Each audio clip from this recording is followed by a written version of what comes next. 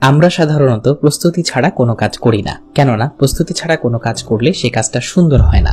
যেমন পরীক্ষার আগে আমরা প্রস্তুতি নেই, আমরা কোথাও ট্যুরে যাওয়ার আগে প্রস্তুতি নেই, ঠিক একই কারণে রমাদানের জন্য প্রস্তুতি নেওয়া দরকার। এই বিষয়টা আমরা অনেক সময় খেয়াল করি না। আজকে আমি এমন 5টি বিষয় সম্পর্কে কথা বলবো যে 5টি বিষয় রমাদানের পূর্বে আমাদের মধ্যে থাকা দরকার। প্রথম যে বিষয়টি সেটি হচ্ছে কোরআন তেলাওয়াত করতে পারা। কোরআন তেলাওয়াত করতে পারা কতটা গুরুত্বপূর্ণ সে বিষয় নিয়ে আলোচনা করার প্রয়োজন আছে বলে আমার মনে হয় না।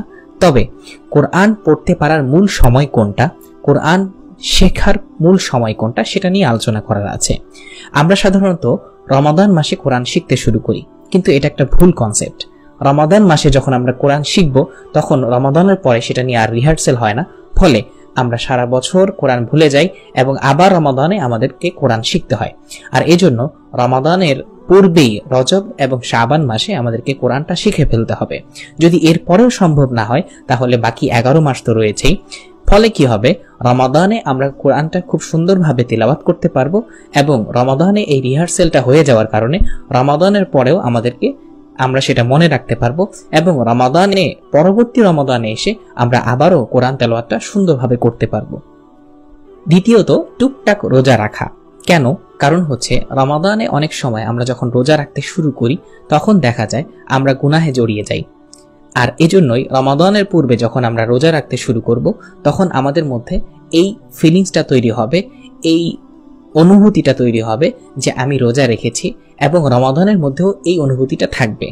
আর যদি এটা না করা হয় তাহলে রমাদান মাসের রোজাগুলোর মধ্যে এই অনুভূতিটা আসতে একটু সময় লাগবে, ফলে আমরা রোজাকে বিভিন্ন ত্রুটিযুক্ত করে ফেলব।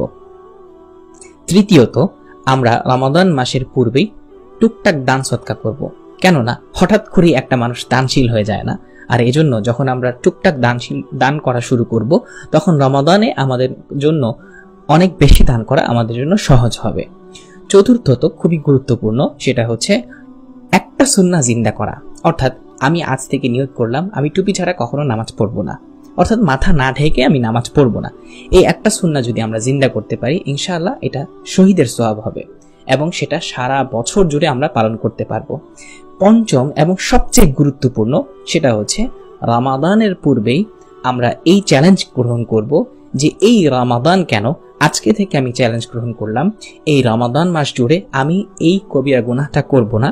আর এটার মধ্য দিয়ে যখন আমি যাব পুরো রমাদান জুড়ে তখন আমার এমন একটা অভ্যস্ততা চলে আসবে, একটা অভ্যাস গড়ে উঠবে, তখন রমাদানের পরেও আমি এই গুনাহ থেকে বাঁচতে পারবো। এবং এটা এমন ভাবে চ্যালেঞ্জটা গ্রহণ করব, নিজেকে নিজেই চ্যালেঞ্জ দিব, নিজেই চ্যালেঞ্জ গ্রহণ করব যে আমি সারা জীবন আজীবন এই গুনাহ থেকে বিরত থাকব, আমি মৃত্যু পর্যন্ত এই গুনাহে আর কোনোদিন জড়াবো না। এবং এইভাবে যখন আমি চ্যালেঞ্জ গ্রহণ করব আল্লাহ তাআলা আমাকে আরো সহজ করে দিবেন, আমার জন্য এটা পালন করা আরো সহজ করে দিবেন এবং সেই গুনাহ থেকে আমি বিরত থাকতে পারবো। এই 5টি বিষয়, অর্থাৎ প্রথমত কোরআনটা শিখে ফেলা, দ্বিতীয়ত টুকটাক রোজা রাখা, তৃতীয়ত দান সদকা করা এবং চতুর্থত একটা সুন্নাহ জিন্দা করা, পঞ্চম একটা কবিরা গুনাহ ছেড়ে দেওয়া। আল্লাহ তাআলা আমাদেরকে এই ছোট্ট ছোট্ট আমলগুলো করার তৌফিক দান করুক এবং এর মাধ্যমে বড় একটা চ্যালেঞ্জ গ্রহণ করার তৌফিক দান করুক, যেন এই রমাদানটা খুব সুন্দরভাবে পালন করতে পারি। ওয়া আখিরু দাওয়ানা আনিল হামদুলিল্লাহি রাব্বিল আলামিন। আসসালামু আলাইকুম ওয়া রাহমাতুল্লাহি ওয়া বারাকাতুহু। رمضان ده حياتي شمعة على مماتي، يا رب دعاتي تقبلها عطول. رمضان ده رحمة من ربنا.